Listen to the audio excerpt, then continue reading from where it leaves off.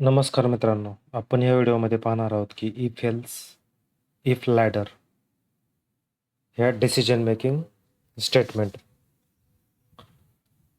तर ह्याच्यामध्ये जर आपल्याला मल्टिपल कंडिशन चेक करायचे असतील त्यावेळेस आपण if else if ladder use करतो. For example, if else if ladder is the decision making statement in Java use to check the multiple condition one by one. म्हणजे एकापासून जास्त कंडिशन चेक करायचे असतील त्यावेळेस आपण if else ladder statement use करतो. For example, एका स्टुडंटला मार्क आहेत 90s किंवा मोर दॅन 90. त्यावेळेस त्याचा ग्रेड काय शो होतो? ए ग्रेड शो होणार. सपोज एका स्टुडंटला स्कोर आहे, म्हणजे ही एक कंडिशन झाली, म्हणजे स्टुडंटला 90 किंवा 90 पासनं ग्रेटर दॅन म्हणजे 90 पासनं जास्त असेल तर त्याचा ग्रेड ए शो होईल. ही कंडिशन फर्स्ट चेक केली आपण. जर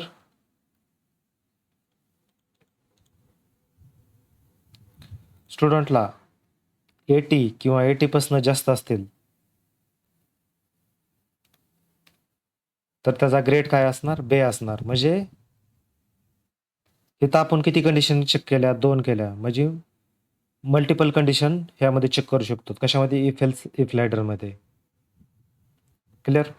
आता फॉर एक्झाम्पल, मला अजून कंडिशन चेक करायचे त्यामध्ये. जर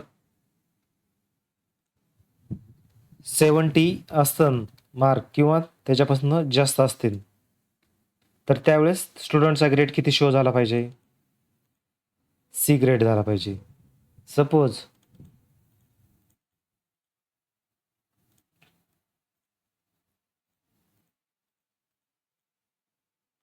स्टुडंटला 60 मार्क किंवा 60 पासून जास्त असतील तर त्या केसमध्ये काय करायचं आहे?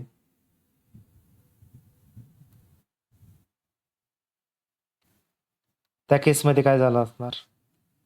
तो ग्रेड डी ग्रेड शो करणार. करेक्ट? ह्यामध्ये काय केलं आपण? मल्टिपल कंडिशन चेक केल्या. म्हणजे 90 असेल किंवा 90 पासून जास्त असतील त्यावेळेस ए ग्रेड शो केला. म्हणजे ही एक कंडिशन चेक केली. जर स्टुडंटला 80 असतील किंवा 80 पासून जास्त असतील त्यावेळेस बी कंडिशन म्हणजे बी ग्रेड शो करणार. जर स्टुडंटला 70 असतील किंवा 70 पासून जास्त असतील त्यावेळेस सी ग्रेड शो करणार. सपोज स्टुडंटला स्कोर 60 आहे किंवा 60 पासून जास्त आहे त्या केसमध्ये डी ग्रेड शो करणार. सपोज ह्या केसमध्ये आपण काय केलं?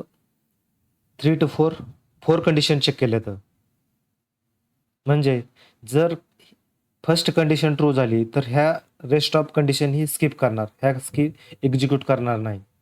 जर फॉर एक्झाम्पल स्टुडंटला 80 स्कोर आहे, स्टुडंटला 80 स्कोर आहे, त्यावेळेस ग्रेड बी ही कंडिशन एक्झिक्यूट होणार.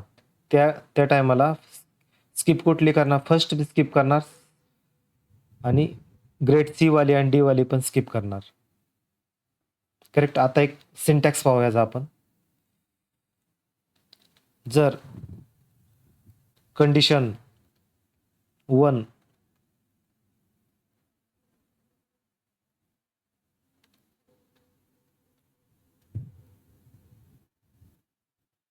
कंडिशन 1 जर ट्रू असेल तर ही ब्लॉक एक्झिक्यूट होईल.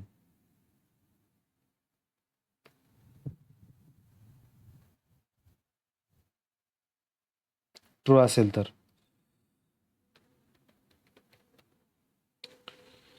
म्हणजे ब्लॉक 1 एक्झिक्यूट होईल. सपोज इफ मला सेकंड कंडिशन द्यायची, फॉर एक्झाम्पल ही मॅप करा, ही 90 ची कंडिशन आहे, कंडिशन 1 आहे ते.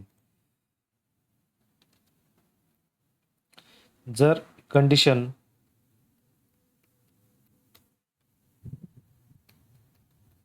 सेकंड असन, जर ही कंडिशन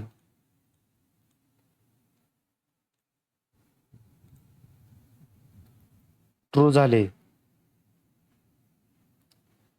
तर ब्लॉक 2 एक्झिक्यूट होणार.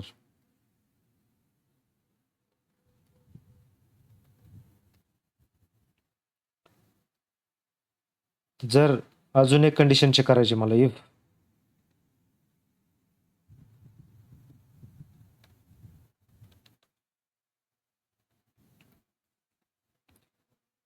कंडिशन 3 तर हा वाला ब्लॉक एक्झिक्यूट होणार. ब्लॉक 3 कंडिशन हा वाला एक्झिक्यूट होणार.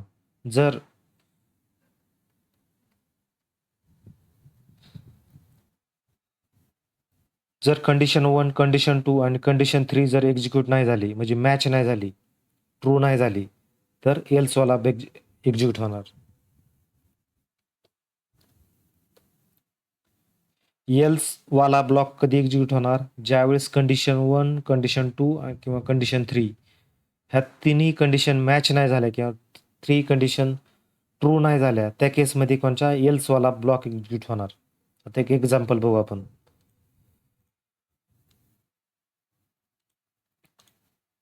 आता ह्याच्यामध्ये बघा, स्टुडंट आहेत.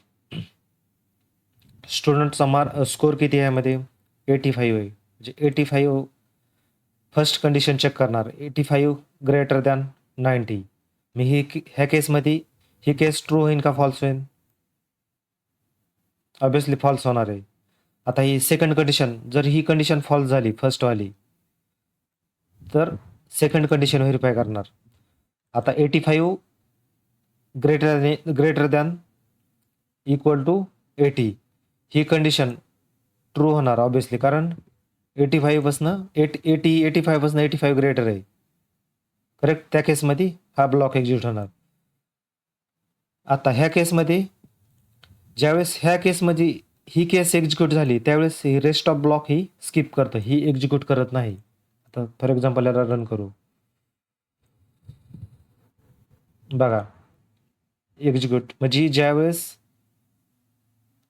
हा ब्लॉक एक्झिक्यूट झाला त्यावेळेस जे रेस्ट ऑफ ब्लॉक म्हणजे हे वाला आहे ते स्किप करणार त्याला.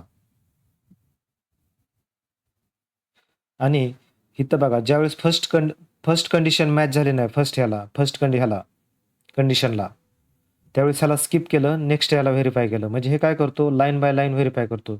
ज्या कंडिशनला म्हणजे जी कंडिशन ट्रू होते तोच ब्लॉक एक्झिक्यूट होतो, अदरवाईज होत नाही. आता फॉर एक्झाम्पल ह्या केसमध्ये आता आपण ह्याचा स्कोर काय करू, 40 देऊ. आता 40 ही कोणत्या कंडिशनला मॅच होते का? कुठल्याच कंडिशनला मॅच होत नाही, कारण तो काय करणार मग एल्स ब्लॉकमध्ये एक्झिक्यूट करणार. आता 40 greater than equal to 90 false condition आहे. मग ही चेक केल्यानंतर नेक्स्ट लाईनला काय करणार, तो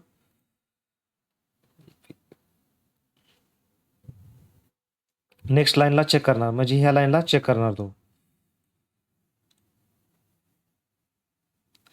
ही कंडिशन चेक करणार, ही कंडिशन जर फेल झाली तर काय करणार, तो नेक्स्ट लाईन चेक करणार हे वाली. जर ही पण लाईन फेल झाली तो काय करणार, ह्याला नेक्स्ट लाईनला जाणार. जर ही पण लाईन फेल झाली तर काय करणार, म्हणजे कंडिशन फेल झाली तर तो नेक्स्ट याला जाणार. मग इथं काय कंडिशन वगैरे व्हेरीफाय केली का नाही, तो बाय डिफॉल्ट तो कंडिशन वगैरे व्हेरीफाय करणार नाही, डायरेक्ट तो एल्स ब्लॉक एक्झिक्यूट करणार.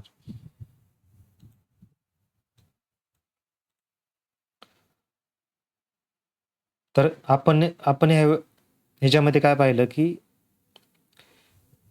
मल्टिपल कंडिशन कसं व्हेरीफाय करता येईल ते पाहिलं ह्याच्यामध्ये. जर एखादी कंडिशन ट्रू असेल तर रेस्ट ऑफ कंडिशन स्किप करणार, इग्नोर करणार त्याला. जर एक पण कंडिशन, आता ह्या केसमध्ये कंडिशन 1, कंडिशन 2 आणि कंडिशन 3 एक पण कंडिशनला मॅच झाली नाही, तर त्या केसमध्ये एल्स ब्लॉक एक्झिक्यूट होतो. जर हा तुम्हाला व्हिडिओ आवडला असेल तर लाईक करा आणि चॅनलला सबस्क्राईब करा. थँक्यू.